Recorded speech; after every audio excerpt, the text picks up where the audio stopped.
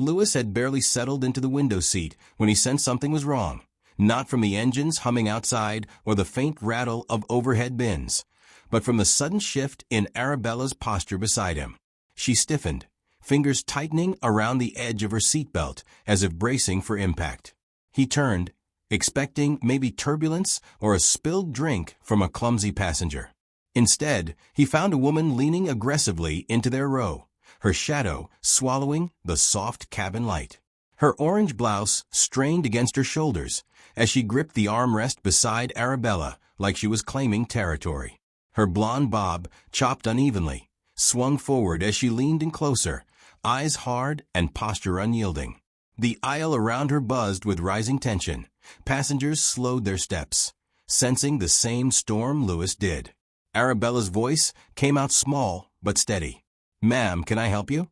It was the kind of gentle tone she used when she wasn't sure if someone needed assistance or needed to be avoided. The woman ignored her.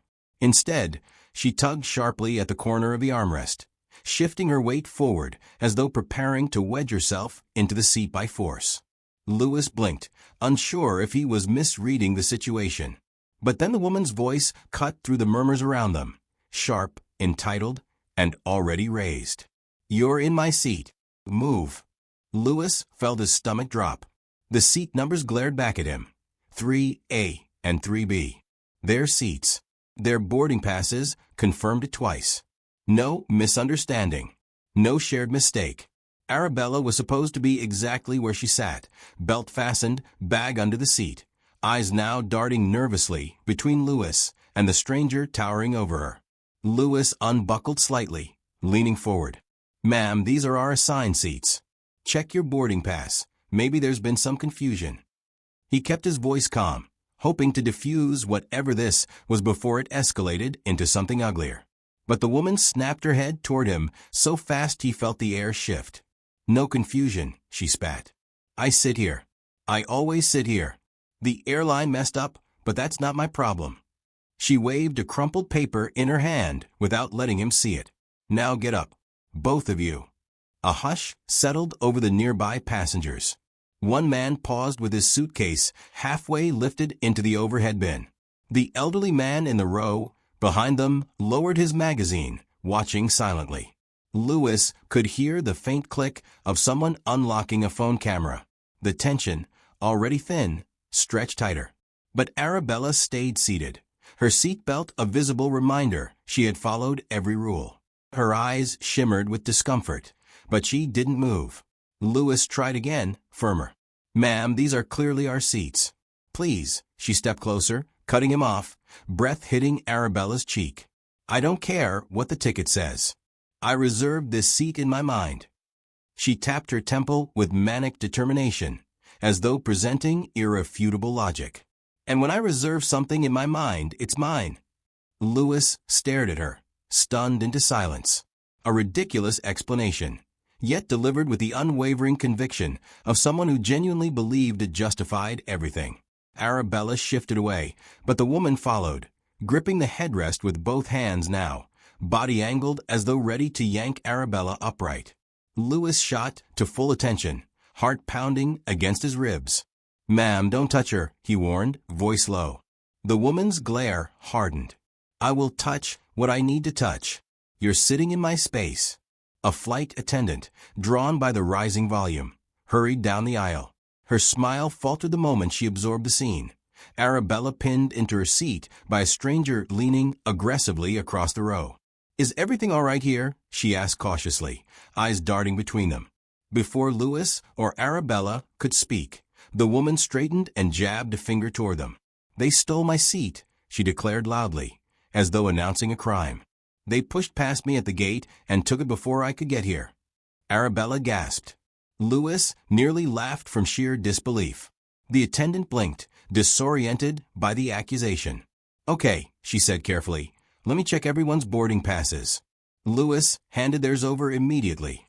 The attendant scanned them, nodded, then looked at Arabella with a reassuring half-smile. "Yes, you're in the correct seats." She turned to the woman. "Ma'am, may I see your pass?" But the woman pulled it back, clutching it defensively to her chest. You don't need to see it, she snapped. I told you, they messed up. I booked first class. I sit here every time I fly. Ask anyone. She gestured vaguely toward the baffled passengers around her, none of whom supported her claim. The attendant's patience visibly thinned. Ma'am, if you don't show me your pass, I cannot confirm your seat. And until I confirm, I don't have to show you anything, the woman exploded, her voice cracking like a whip across the cabin. Several passengers flinched. Arabella's grip tightened on her dress, knuckles widening. Lewis watched the attendant's throat bob as she swallowed her frustration. Ma'am, she tried again, please lower your voice. You're causing a disturbance and, oh, I'm causing a disturbance, the woman barked. They're the ones sitting where I belong. That girl is literally stealing from me. She lunged again toward Arabella, grabbing the armrest and jerking it as though it would drag her loose. Arabella inhaled sharply, recoiling. Lewis shot forward in a protective motion, though he stopped just short of making contact. The attendant's eyes widened, and she raised a hand. Ma'am, don't touch the passengers. But the woman only doubled down, voice growing louder. They think they can disrespect me? They think they can sit here because they're younger? Because they're a couple? I deserve this seat. I earned this seat. And I'm not moving. Passengers exchanged glances, some confused, some irritated, some openly fascinated by the unfolding scene. Lewis felt his pulse quicken with both anger and dread. He couldn't shove her away, couldn't escalate. Any wrong move might turn the situation against him instead. He caught Arabella's eyes, wide, frightened, searching for reassurance, and forced himself to breathe steadily. The flight attendant stepped back to call the head attendant, murmuring into a radio.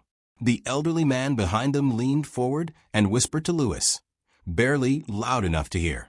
Some people come looking for a fight, he said, but it doesn't mean you have to give them one.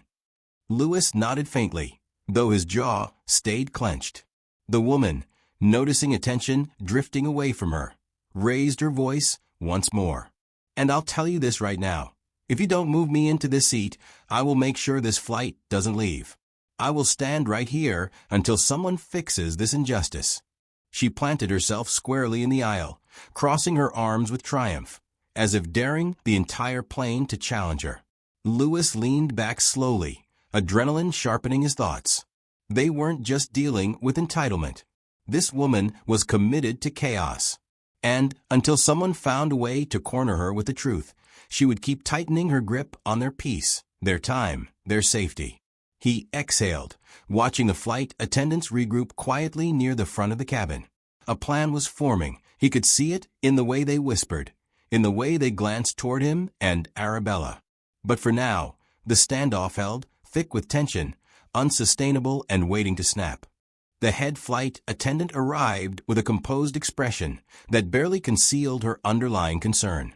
Her gaze swept from the woman blocking the aisle to Arabella, who sat frozen with her hands folded tightly in her lap, and finally to Lewis, who met her eyes with a mixture of worry and restrained anger. The hum of impatient passengers behind Nova grew louder. Boarding had stalled entirely because she refused to budge even an inch.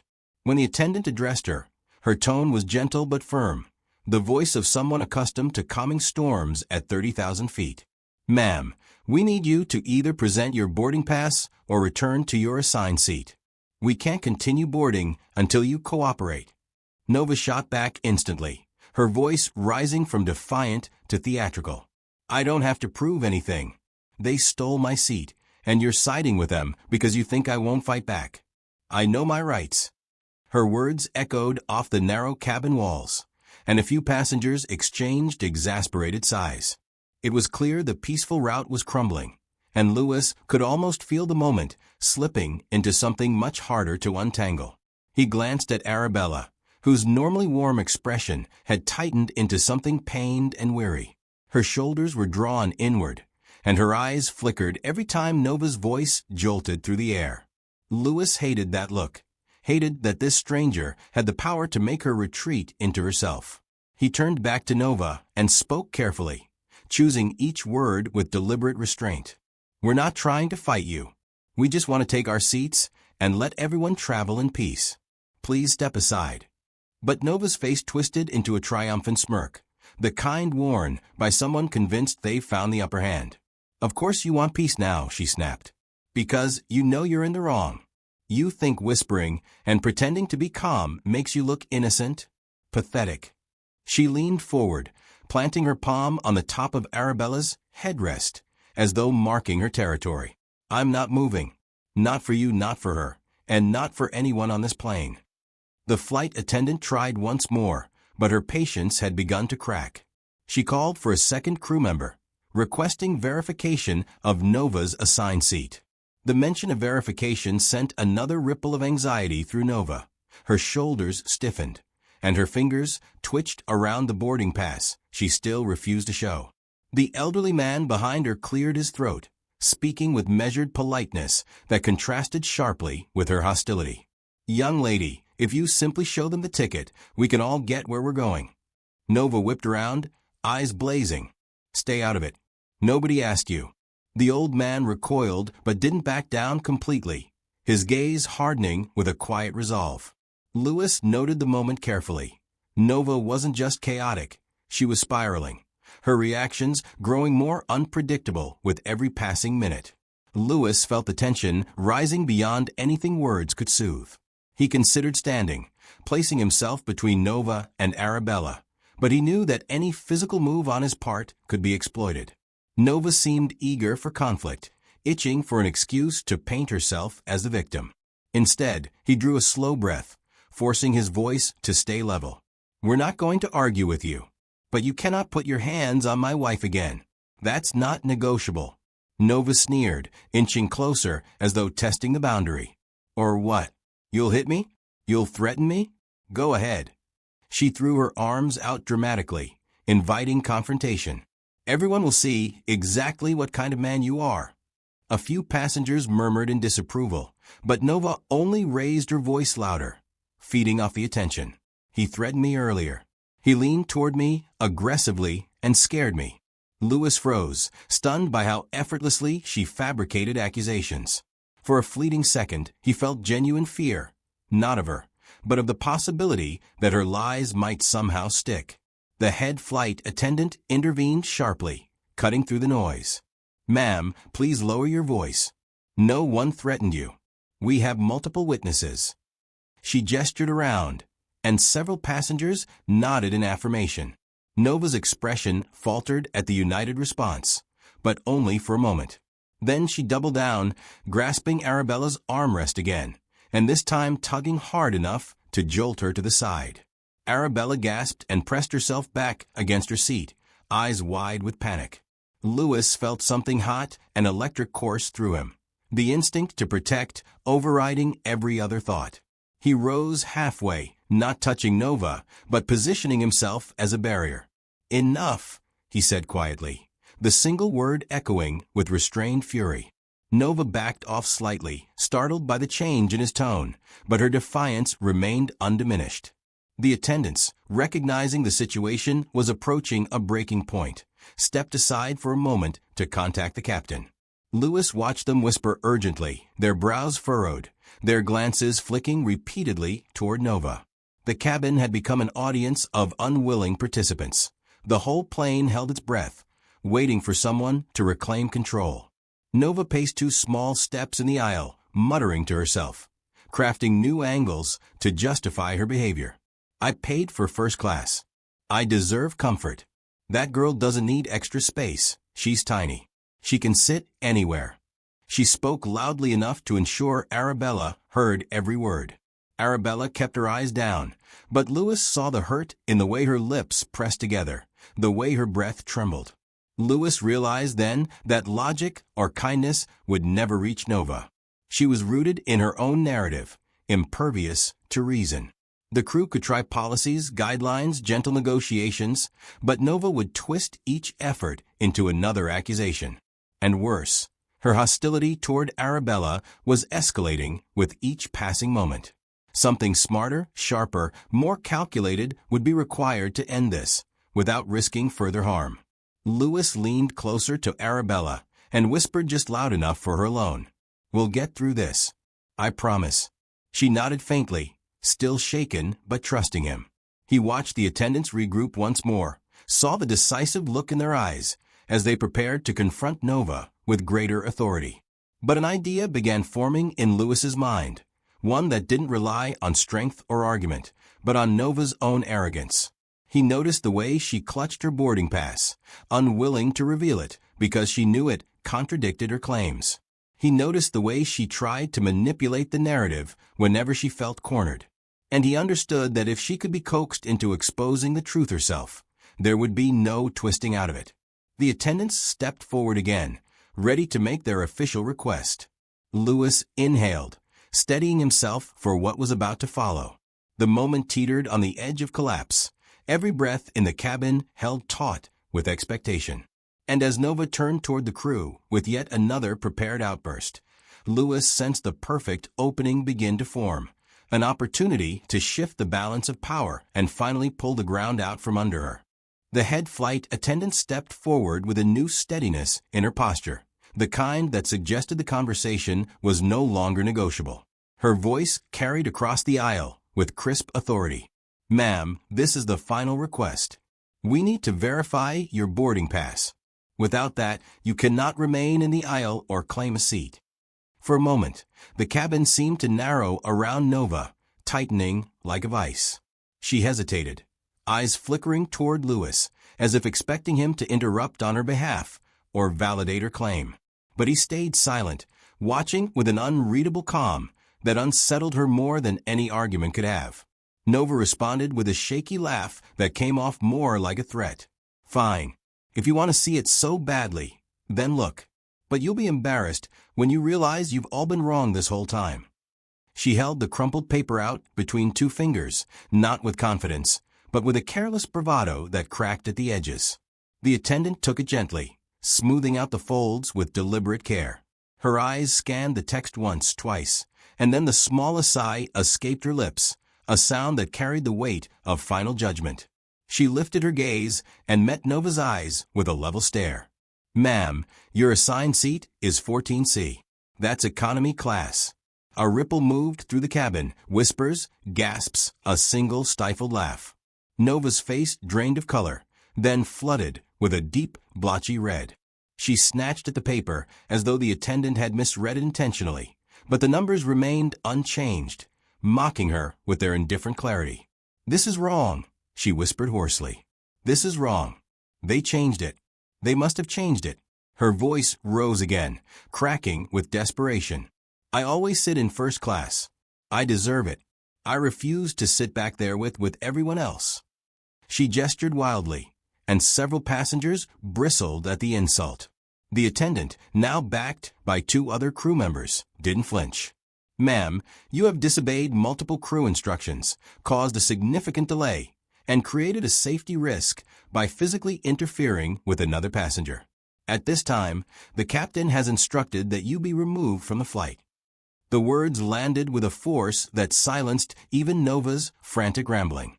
For a heartbeat, she stood frozen, processing the unraveling of her imagined authority. Then came the collapse. "No," she shrieked, stumbling backward. "You can't do that. You can't kick me off. Do you know who my husband is? Do you know who I am?" She clutched the seat backs, as though they would tether her to the aircraft. "They provoked me. They took my seat. They," her voice cracked under the strain of denial. But now the passengers were no longer silent observers. Several spoke at once. "No, they didn't. We all saw what happened. You were the one yelling." The elderly man behind her added a simple, resigned, "It's time to go, young lady." His tone lacked malice, but something in it deflated her last attempt at rebellion. Security was called, and within minutes 2 uniformed officers boarded the plane. Their presence shifted the energy instantly. Nova's bravado dissolved into a trembling mix of outrage and panic. She pointed frantically at Lewis and Arabella. "They set me up. They lied. They stole my seat and made everyone hate me." But her voice had lost its conviction. The officers approached calmly, one extending a hand in a gesture that offered dignity if she chose to accept it.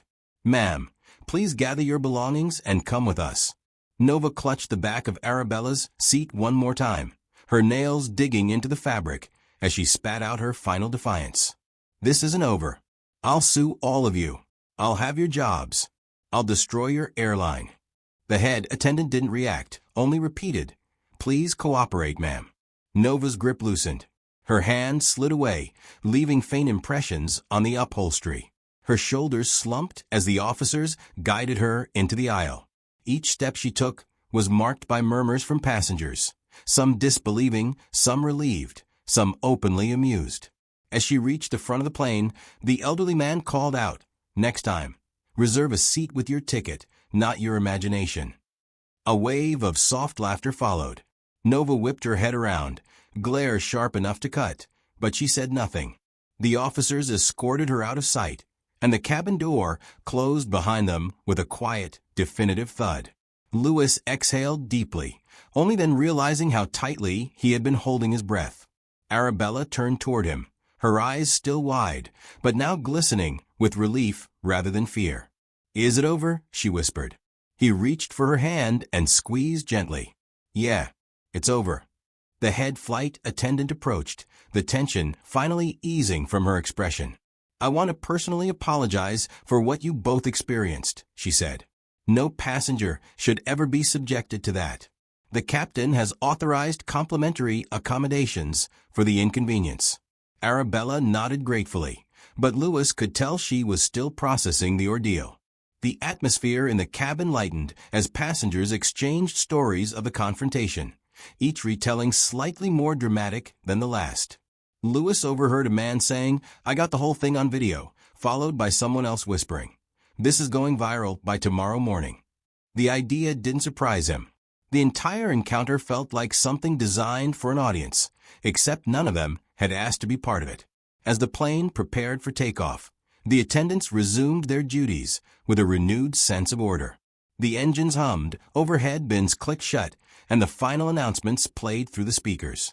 Yet Louis sensed the lingering adrenaline beneath the restored calm, like the echo of a storm that had only just passed. Arabella leaned against him, her head settling on his shoulder. "Thank you," she murmured, "for staying calm, for protecting me." He kissed her forehead, letting the warmth of the moment settle into his chest. But as he looked around, he noticed something unusual. Several passengers were still watching him, not with curiosity, but with something resembling respect. One of them gave a small nod, as though acknowledging his restraint. Another whispered to her seatmate, eyes flicking toward Louis with admiration.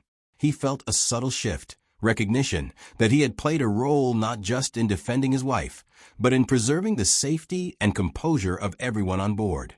Still, the sense of closure wasn't complete. A question lingered at the back of his mind, a quiet thread pulling at his thoughts. Nova's words, as unhinged as they were, hinted at a deeper story, one he hadn't yet unraveled. And though she had been removed, Louis couldn't shake the feeling that this wasn't the final time her name would cross his path, not with the way she had promised retribution. He settled into a seat, holding Arabella close as the plane rolled toward the runway, unaware that the fallout from this confrontation was only just beginning to ripple beyond the cabin walls. As the plane finally lifted off, the tension that had gripped the cabin melted into a strange sense of unity. Passengers bonded through shared chaos. Arabella rested her head on Louis's shoulder, whispering a soft thank you as he wrapped an arm around her, the rumble of takeoff steady beneath them. The notifications pinging from nearby phones hinted that the footage of Nova's meltdown was already making its rounds online, but Louis didn't care about the viral moment. All that mattered was that his wife was safe, justice had been served, and peace had been restored at 30,000 feet. And yet, as he gazed out the window into the fading horizon, he couldn't help but wonder what Nova would think when she finally saw herself from everyone else's perspective. But that, he thought with a faint smile, was a problem for another day. And if you enjoyed this story of chaos, karma, and unexpected airborne drama, don't forget to hit that like button, drop a comment sharing your favorite moment, and subscribe for more stories just like this. Trust me, there's plenty more turbulence ahead.